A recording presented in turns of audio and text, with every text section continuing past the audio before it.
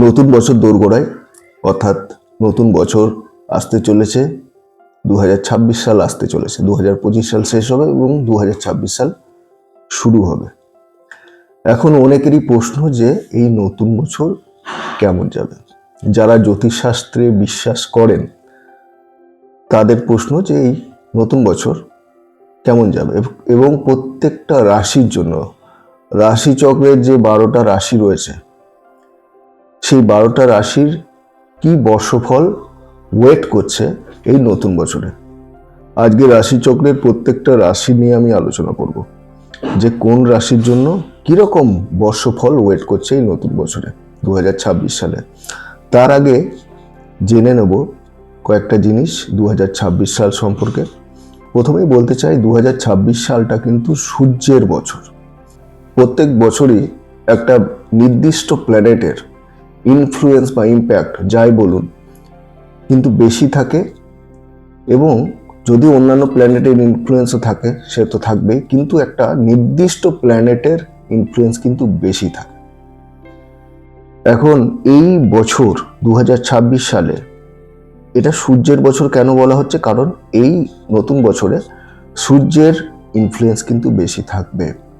এই নতুন বছরে কিন্তু 4টে গ্রহণ আছে, তার মধ্যে 2টো হচ্ছে সূর্য গ্রহণ, 2টো চন্দ্র গ্রহণ, যেটা কিন্তু শুভ ধরা হয় না, যেটা অশুভই ধরা হয়। 2026 সালে প্রকৃতি কিন্তু তার রুদ্রমূর্তি দেখাবে। এই নতুন বছরে ভূমিকম্প সংখ্যা বাড়বে এবং অবশ্যই ম্যাগনিচিউডও কিন্তু বেশি হবে, তাই ক্ষয়ক্ষতির পরিমাণও কিন্তু বাড়বে। আর কি হতে পারে, নতুন বছরে কিন্তু পুনরায় বেশ কিছু দেশের মধ্যে কিন্তু আবার যুদ্ধ শুরু হওয়ার সম্ভাবনা আছে, এবং সেই যুদ্ধ কিন্তু একটু সিরিয়াস হবে, তাই ক্ষয়ক্ষতির পরিমাণও কিন্তু বাড়বে। যেহেতু সূর্যের বছর, সেই জন্য প্রত্যেকটা দেশ চাইবে নিজেকে প্রমাণ করার, তাই যুদ্ধের ভয়াবহতা একটু কিন্তু বৃদ্ধি পাবে। আর হচ্ছে 2026 সালে বেশ কিছু নতুন জিনিস আমরা দেখতে চলেছি, সেটা মেডিকেল ক্ষেত্রেই হোক, মেডিকেল সায়েন্সই হোক বা টেকনোলজি হোক। মেডিকেল সায়েন্স দারুণভাবে উন্নতি করবে এবং টেকনোলজির ক্ষেত্রেও আমরা নতুন নতুন জিনিস কিন্তু দেখতে পাবো, যেহেতু এটা সূর্যের বছর। এই নতুন বছরে আমি বলবো যে প্রত্যেকের উচিত সেভিংসের ব্যাপারে একটু সিরিয়াস হওয়া, টাকা সেভিংসের ব্যাপারে সিরিয়াস হওয়া, কারণ এই নতুন বছরে একটা আর্থিক মন্দাযোগ কিন্তু তৈরি হবে অল ওভার ওয়ার্ল্ড জুড়ে, তাই তার প্রভাব কিন্তু ম্যাক্সিমাম দেশেই পড়বে, তাই উচিত যে সেভিংসের ওপর একটু জোর দেওয়া। এখন আমি আলোচনা করব রাশিচক্রের প্রথম রাশি মেষ রাশিকে নিয়ে। কেমন যাবে মেষ রাশি 2026 সাল। প্রথমে বলি, মেষ রাশির নেটিভদের কিন্তু অলরেডি 7.5 শুরু হয়ে গেছে, গ্রহরাজ্যের 7.5 শুরু হয়ে গেছে, তাই কিন্তু যারা মেষ রাশির নেটিভ তারা কিন্তু অলরেডি ফিল করতে শুরু করেছেন যে একটু স্ট্রেস আসছে, মেন্টাল স্ট্রেস কিন্তু একটু বেড়েছে, এবং এটা কিন্তু আস্তে আস্তে বাড়বে, কমবে না, এটা বাড়বে। এবং কাজের জায়গায় ওয়ার্কিং প্লেসেও কিন্তু একটা স্ট্রেস কিন্তু আসবে, কাজের প্রেশারও আসবে, স্ট্রেস আসবে। তাই ওভারঅল এই সময়টা কি হয়, একটু যেন উদ্বিগ্ন বেশি হয়। মেষ রাশির নেটিভদের কিন্তু একটু অল্পতে একটু বিচলিত হবে, মন খিটখিটে থাকবে, কারণ একটা স্ট্রেস কিন্তু আসবে, কারণ মুন স্যাটার্নের যে প্রভাব সেটা কিন্তু অলরেডি দিতে শুরু করে দিয়েছে।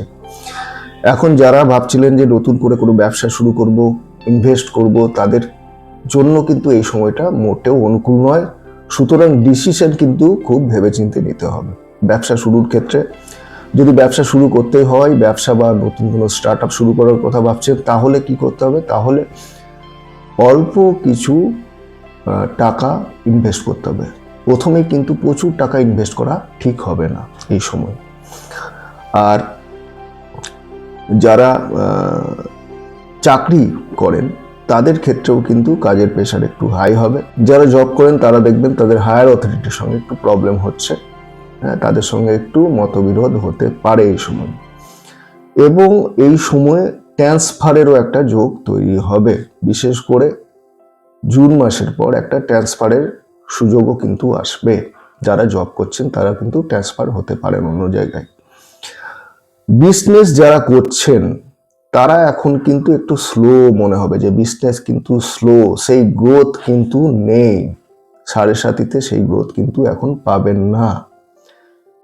কিন্তু আফটার মে কি হবে? আফটার মে মনে হতে পারে যে না, এবার একটু অনুকূল আসছে সময়টা, কারণ এই সময় কিন্তু জুপিটার তার হাউস চেঞ্জ করবে।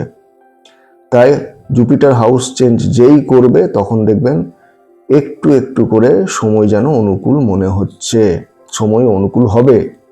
এই বছর মায়ের হেলথ রিলেটেড প্রবলেমস আসতে পারে, মা কিন্তু শরীর নিয়ে ভুগতে পারেন, কিন্তু আফটার মে মাস তিনি কিন্তু রিকভারি করবেন, সুস্থ হয়ে উঠবেন। কিন্তু মে মাস অবধি কিন্তু বেশ ভোগান্তি আছে। এই বছর কোনো ধর্মীয় স্থানে ভ্রমণ রয়েছে এবং মেষ রাশির নেটিভরা পেট এবং লেফট আই নিয়ে কিন্তু একটু ভুগবেন, তাই সতর্ক থাকবেন।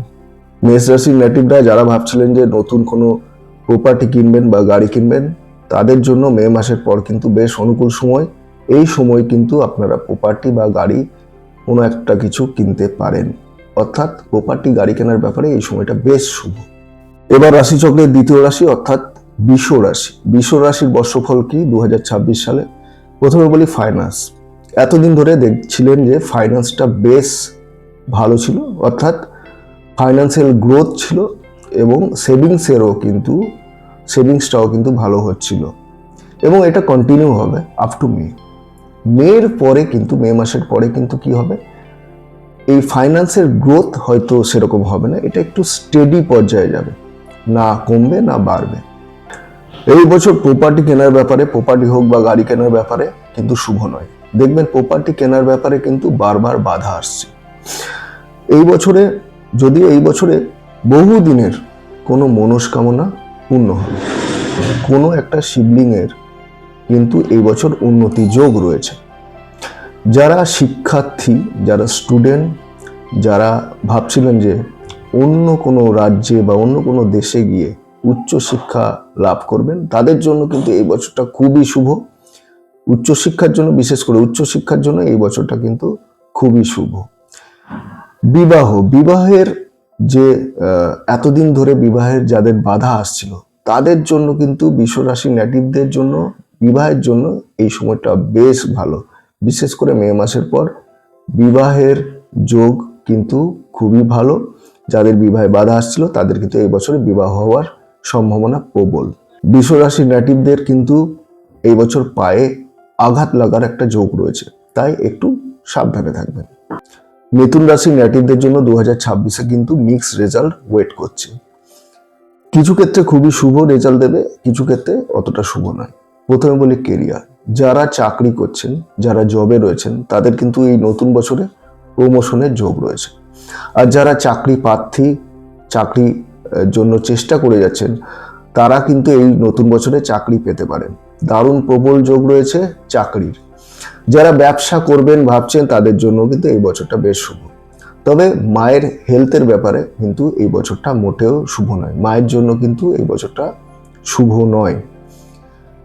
এই বছর ধর্মীয় কোনো স্থানে ভ্রমণ হতে পারে এবং এই বছরে কোনো বহুদিনকার ঋণ কিন্তু মিটতে পারে।